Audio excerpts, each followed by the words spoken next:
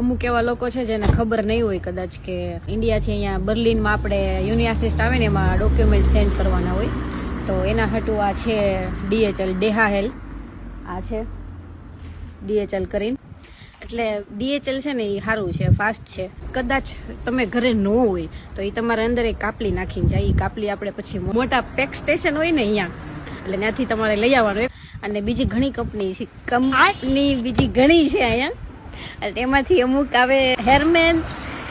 હેરમેન્સ જ વચાય છે લગભગ ઈ, અને UPS ને એવી કંપનીઓ છે અહીંયા. આપણે આ ઓલી કહેવાય ને ડિલિવરીની ને એ બધી, પણ એમાં હેરમેન્સ વાળાના તો વખાણ કરાય એવા જ નથી. તમને ખોટું લાગે ભલે લાગતું.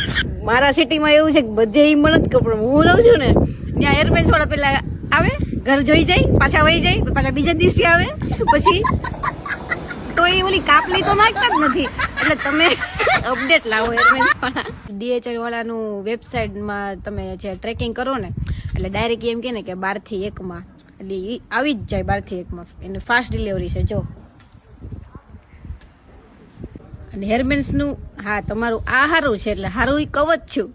તો તમે લોકો તે 12 થી 1 માં આવવાના હોય ને તો આવી જ જાવ છો, પણ અમે ઘરે ન હોય એટલે તમારે હું મૂકવાનું નહીં. હવે વાત રહી UPS નહીં, તો UPS વાળા છે ને એ કાપલી નથી મૂકતા અને ઓલું નથી મૂકતા, પણ એ ટાઈમ આપે કે તમારો 12 થી 1 માં આવી જાય, પણ 12 થી 1 માં ન આવે. પછી ટાઈમ વધારતો જ જાય, પછી એમ કે 3 માં આવે ને 5 માં આવે ને બીજે દિવસે આવે ને ત્રીજે દિવસે. એટલે તમારું કામ આમ થોડુંક વીક છે, બાકી મને કાંઈ વાંધો નથી. ગજબ બેઇજ્જતી હે. DHL નું કામકાજ સારું છે, અને હેરમેન્સનું મારે હવે કાંઈ નથી કેવું, અને UPS ને તો નમસ્તે એને કાંઈ નથી કેવું, પણ DHL યુઝ કરજો, મતલબ અટવા હો નહીં એમ, બીજું કાંઈ નહીં.